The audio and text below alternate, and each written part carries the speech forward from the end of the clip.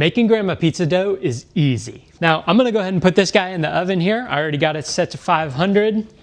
Put it on the bottom rack, slide it on in. That was a unique one, completely different style for me.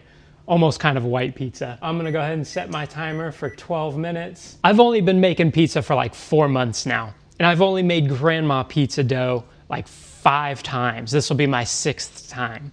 So while that pizza's in the oven and before we take it out so you can see it, let's go ahead and make a dough right now.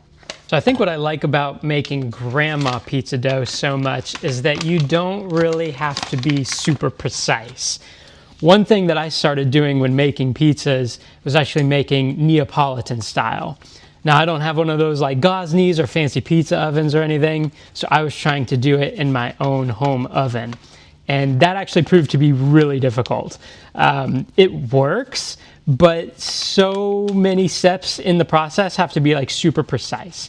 And anyway, what's so nice about a grandma pizza is that the dough comes together really easily and you just kind of put it in the fridge. I did mine for 24 hours and it's like amazing the next day.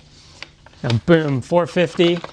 What I'm shooting for is 450 grams of flour. I'm using a 12 by 16 Lloyd pan, which looks like this. It's 12 by 16. I've already obviously got one in there. Then we need to go ahead and get 2 teaspoons of our rapid rise yeast. There's 1, and there's almost 2, a little bit more, and make it 2. Rapid rise instant yeast, that's all I'm using, just says fast acting there. So we got our dry ingredients. We also need to get some salt. We just need 5 grams. I'm just using this coarse sea salt, all natural, none of the like caking stuff in it. With my Neapolitan pizza doughs, those things I needed to let sit for sure 24 hours. And with this, what's so nice is you could actually do it in a really quick pinch. 4 hours you could let this thing proof and it rises like really, really fast. Like I'm always so surprised when I put it in the fridge. Again, it's just the 5th time, 6th time I'm doing this now. And I'm like, geez, you open the fridge an hour later and that thing's like more than doubled in size. But then it kind of hangs out at that size again overnight. But what's so nice about this is just it's so easy to mix everything together. And like you don't have to really be like super awesome at making dough balls or anything like that. Like the way I mix this, I don't even make a dough ball at the very end of it.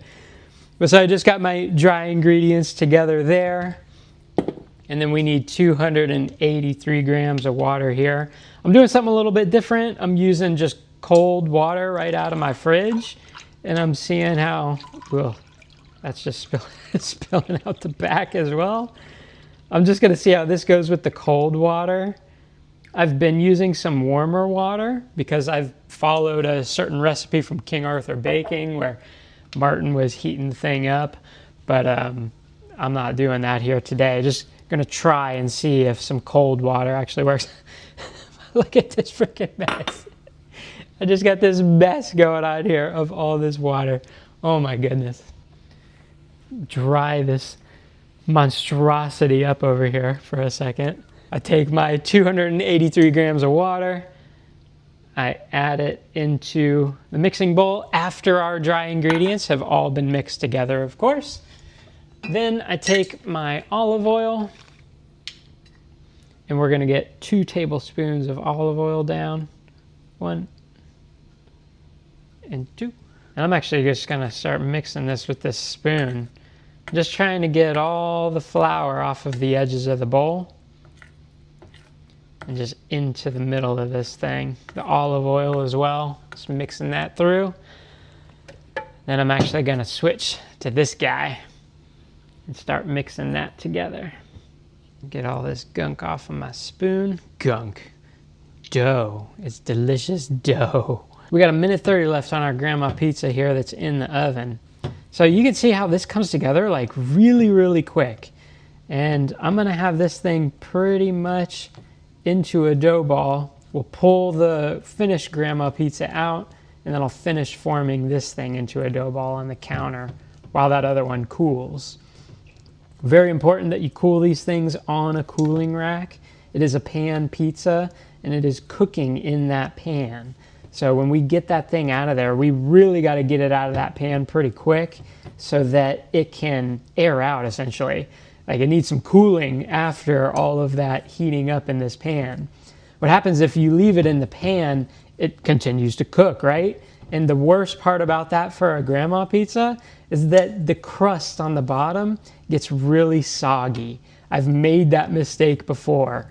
It definitely ruins the awesome crust that is a grandma pizza. Actually, it's just in time because you hear the microwave beeping. That's grandma pizza done. Woohoo! Look at that. Check that out. Come on, that's a result for 12 minutes. So we got this guy here. This is the cooling rack that I use. It's just like a small little rack. And we're gonna go ahead and transfer this pie on out of here. You just kind of separate the edges. Look at that, I mean, it wants to lift. So easy already. Yeah, it's nothing that I need to unstick there. The olive oil did its job. Get that guy on out. Let's let that cool for just a moment sitting there. Check that out. Now, normally I like having sauce on my pizza. I've just been experimenting with a few different things. This is not a full-on white pizza here because I don't have any ricotta on it, but this is kind of something that I'm messing with. And look at that. Beautifully crispy. See how it's got those like air holes and stuff under it? That is gonna be a nice, crispy, crunchy crust. You got this nice freaka edge going on. It's where that cheese kind of gets in between and melts and caramelizes. Beautiful looking. Got a few pepperonis there, you know, just for myself. While we let that cool for just a moment, let's go ahead and just finish this dough up. You can see how this comes together just like so quickly.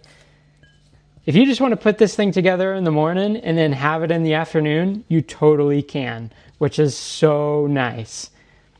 This is a pretty hydrated dough. It's like 64% hydration with the level of water that I have in it.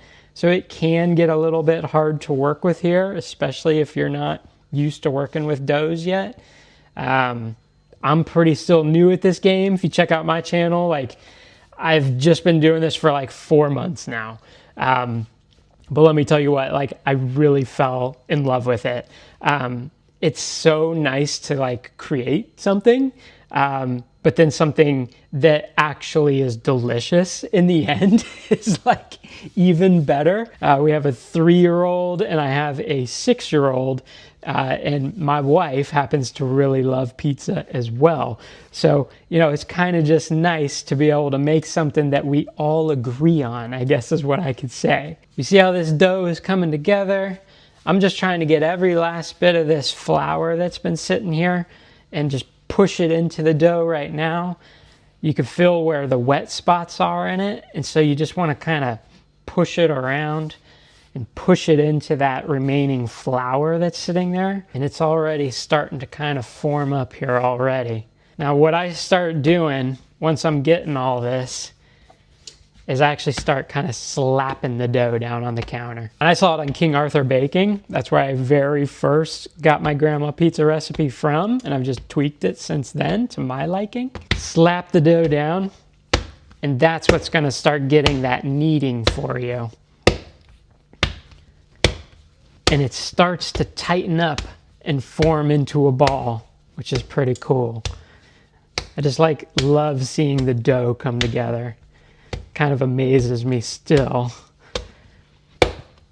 But you see how it can get a little sticky like that. It wants to kind of stick to your hands. You can even put a little bit of olive oil on your hand.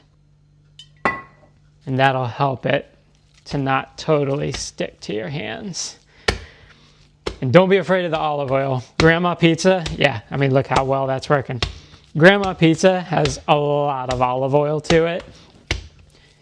You put 2 tablespoons into the dough itself. You put 2 tablespoons down when you are oiling up the pan before it's going to go in there. This thing is actually going to sit in a little bit of olive oil as well when it's proofing, even for this 4-hour proof where we're just going to let this thing sit out. So it's delicious though, and you see how amazing that edge comes out and the crust on the bottom comes out. So don't be afraid of it. Just if you don't want to be like 300 pounds, don't eat it every day. It's a grandma pizza. Grandmas are very hearty people, right? They want the stick to your ribs kind of food. Grandma's not going to put you on a diet. Come on. And then here it is. We got our olive oil. We got my big old bucket. Put in just a couple tablespoons worth. You just start kind of moving it around with your hands. Get it all olive oiled up. Yeah. All olive oiled up. Scrape our dough up off the counter here. I'm just using my little scraper here to help me. And look at that. Not even like a nice ball. Just put it on in there like that. Straight on in. And then we're going to cover it up with some wrap. And because this is going to be my 4-hour dough, I'm literally just going to let it sit out on the counter for 4 hours. Doesn't get a whole lot easier than that.